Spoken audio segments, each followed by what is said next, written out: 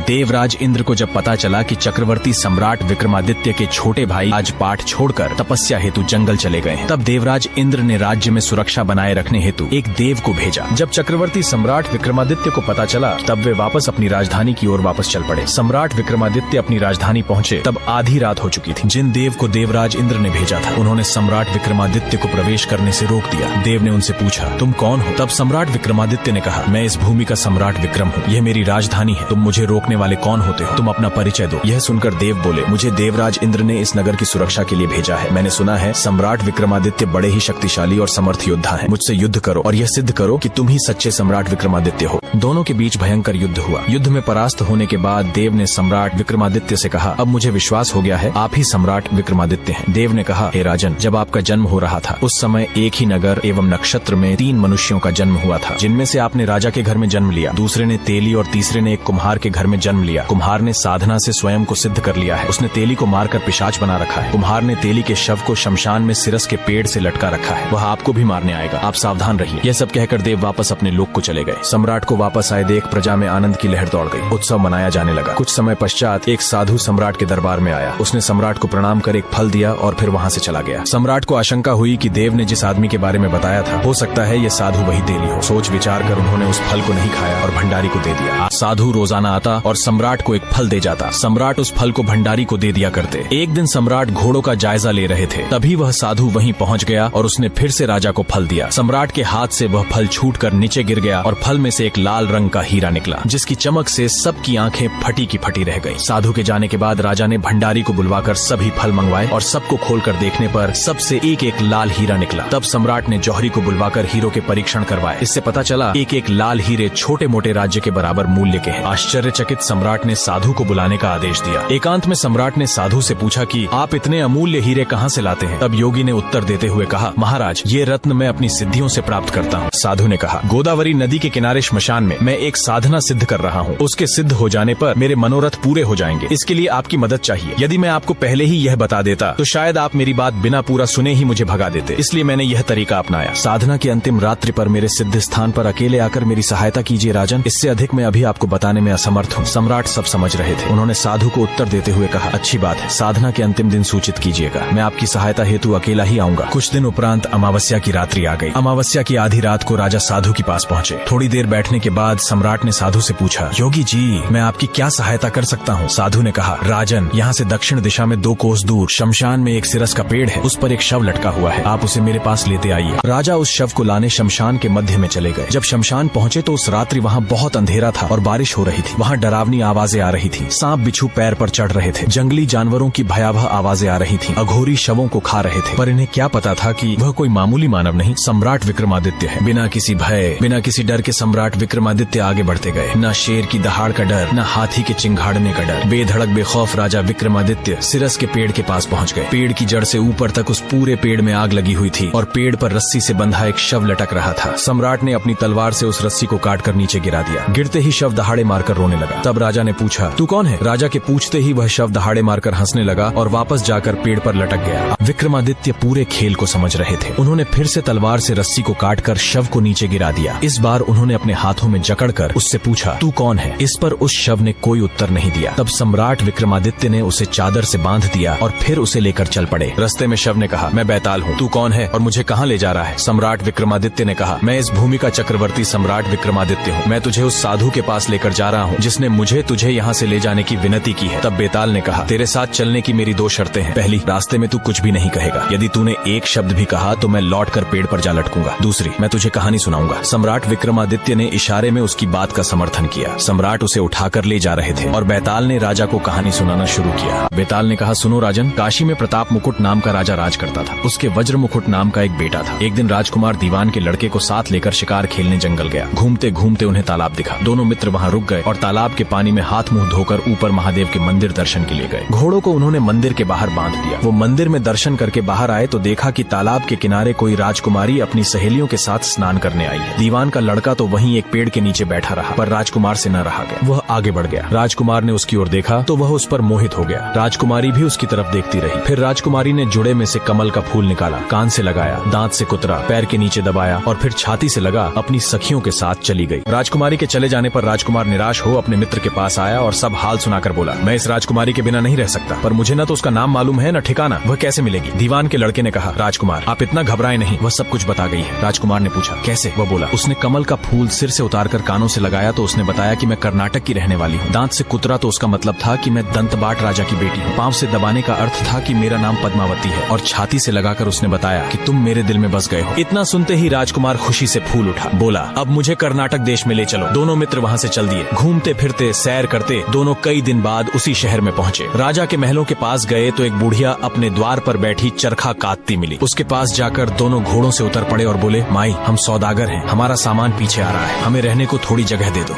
उन दोनों की शक्ल सूरत देखकर और बात सुनकर बुढ़िया के मन में ममता उमड़ आई और बोली, बेटा तुम्हारा घर है, जब तक जी में आए तब तक रहो। दोनों वहीं ठहर गए। दीवान के बेटे ने पूछा, माई तुम क्या करती हो? तुम्हारे घर में कौन कौन है? तुम्हारी गुजर कैसे होती है? बुढ़िया ने जवाब दिया, बेटा मेरा लड़का राजा की चाकरी में है, मैं राजा की बेटी पद्मावती की धाई थी। बूढ़ी हो जाने के कारण अब घर में रहती हूँ। राजा खाने पीने को दे देता है। दिन में एक बार राजकुमारी को देखने महल में चली जाती हूँ। राजकुमार ने बुढ़िया को कुछ धन दिया और कहा, माई कल तुम वहाँ जाओ तो राजकुमारी से कह देना कि जेठ सुदी पंचमी को तुम्हें तालाब पर जो राजकुमार मिला था वह आ गया है। अगले दिन जब बुढ़िया राजमहल गई तो उसने राजकुमार का संदेशा उसे दे दिया। सुनते ही राजकुमारी ने गुस्सा होकर हाथों में चंदन लगाकर उसके गाल पर तमाचा मारा और कहा, निकल यहाँ से। बुढ़िया ने घर आकर सब हाल राजकुमार को कह सुनाया। राजकुमार हक्का बक्का रह गया और राजकुमार के मित्र ने कहा, राजकुमार आप घबराए नहीं, उसकी बातों को समझें। उसने 10 उंगलियां सफेद चंदन में मारी। इससे उसका मतलब ये है कि अभी 10 रोज चांदनी के हैं। उनके बीतने पर मैं अंधेरी रात में मिलूंगी। 10 दिन के बाद बुढ़िया ने फिर राजकुमारी को खबर दी। इस बार राजकुमारी ने उसे फटकार कर पश्चिम की खिड़की से बाहर निकाल दिया। उसने आकर राजकुमार को बता दिया। सुनकर दीवान का लड़का बोला, मित्र उसने आज रात को तुम्हें उस खिड़की की राह बुलाया है। हमारे खुशी के राजकुमार उछल पड़ा। समय आने पर उसने बुढ़िया की पोशाक पहनी, इत्र लगाया, हथियार बांधे। दोपहर रात बीतने पर वह महल में जा पहुंचा और खिड़की में से होकर अंदर पहुंच गया। राजकुमारी वहां तैयार खड़ी थी। वह उसे भीतर ले गई। रात भर राजकुमार राजकुमारी के साथ रहा। जैसे ही दिन निकलने को आया कि उसने उसे छिपा दिया। रात को फिर बाहर निकाल लिया। इस तरह कई दिन बीत गए। अचानक एक दिन राजकुमार को अपने मित्र की याद आई। उसे चिंता हुई कि पता नहीं उसका क्या हुआ होगा। उदास देखकर राजकुमारी ने कारण पूछा तो उसने बता दिया। बोला, वह मेरा बड़ा प्यारा दोस्त है, बड़ा चतुर है, उसकी होशियारी ही से तो तुम मिली हो। राजकुमारी ने कहा, मैं उसके लिए बढ़िया बढ़िया भोजन बनवाती हूँ, तुम उसे खिलाकर तसल्ली देकर लौट आना। खाना साथ में लेकर राजकुमार अपने मित्र के पास पहुँचा। वे महीने भर से मिले नहीं थे। राजकुमार ने मिलने पर सारा हाल सुनाकर कहा कि राजकुमारी को मैंने तुम्हारी चतुराई की सारी बातें बता दी हैं, तभी तो उसने यह भोजन बनाकर भेजा है। दीवान का लड़का सोच में पड़ गया। उसने कहा, ये तुमने अच्छा नहीं किया। राजकुमारी समझ गई है कि जब तक मैं हूँ वह तुम्हें अपने बस में नहीं रख सकती, इसलिए उसने इस खाने में जहर मिलाकर भेजा है। ये कहकर दीवान के लड़के ने थाली में से एक लड्डू उठाकर कुत्ते के आगे डाल दिया। खाते ही कुत्ता मर गया। राजकुमार के क्रोध की सीमा न रही। राजकुमार ने कहा, ऐसी स्त्री से भगवान बचाए, मैं अब उसके पास नहीं जाऊंगा। दीवान का बेटा बोला, नहीं, अब ऐसा उपाय करना चाहिए जिससे हम उसे घर ले चले। आज रात को तुम वहाँ जाओ। जब राजकुमारी सो जाए तो उसकी बाईं जांघ पर त्रिशूल का निशान बनाकर उसके गहने लेकर चले आना। राजकुमार ने ऐसा ही किया। उसके आने पर दीवान का बेटा उसे साथ लेकर योगी का भेष बना, मरघट में जा बैठा और राजकुमार से कहा कि तुम ये गहने लेकर बाजार में बेच आओ। कोई पकड़े तो कह देना कि मेरे गुरु के पास चलो और उसे यहाँ ले आना। राजकुमार गहने लेकर शहर गया और महल के पास एक सुनार को उन्हें दिखाया। गहने देखते ही सुनार ने उन्हें पहचान लिया और कोतवाल के पास ले गया। कोतवाल ने पूछा तो उसने कह दिया कि ये मेरे गुरु ने मुझे दिए हैं। गुरु को भी पकड़वा लिया गया। सब राजा के सामने पहुँचे। राजा ने पूछा, योगी महाराज ये गहने आपको कहाँ से मिले? योगी बने दीवान के बेटे ने कहा, महाराज मैं शमशान में काली 14 को डाकिनी मंत्र सिद्ध कर रहा था कि डाकिनी आई। मैंने उसके गहने उतार लिए और उसकी बाईं जांघ में त्रिशूल का निशान बना दिया। सुनते ही राजा दौड़कर महल में गया और उसने रानी से कहा कि पद्मावती की बाईं जांघ पर देखो कि त्रिशूल का निशान तो नहीं है। रानी ने देखा तो सही में निशान था। राजा को बड़ा दुख हुआ। बाहर आकर वह योगी को एक ओर ले जाकर बोला, महाराज धर्मशास्त्र में खोटी स्त्रियों के लिए क्या दंड है? योगी ने जवाब दिया, राजन, ब्राह्मण, गौ, स्त्री, लड़का और अपने आश्रय में रहने वाले से कोई खोटा काम हो जाए तो उसे देश निकाला दे देना चाहिए। यह सुनकर राजा ने पद्मावती को डोली में बिठाकर जंगल में छुड़वा दिया। राजकुमार और दीवान का बेटा ताक में बैठे ही थे। राजकुमारी को अकेली पाकर साथ ले अपने नगर में लौट आए और आनंद से रहने लगे। इतनी बात सुनाकर बेताल बोला, राजन ये बताओ कि पाप किसको लगा है? राजा ने कहा, पाप तो राजा को लगा। दीवान के बेटे ने अपने स्वामी का काम किया, कोतवाल ने राजा का कहना माना और राजकुमार ने अपना मनोरथ सिद्ध किया। राजा ने पाप किया जो बिना विचारे उसे देश निकाला दे दिया। विक्रमादित्य ने इतना कहा ही था कि बेताल फिर उसी पेड़ पर जा लटका। आगे क्या हुआ जानने के लिए चैनल को सब्सक्राइब जरूर करें।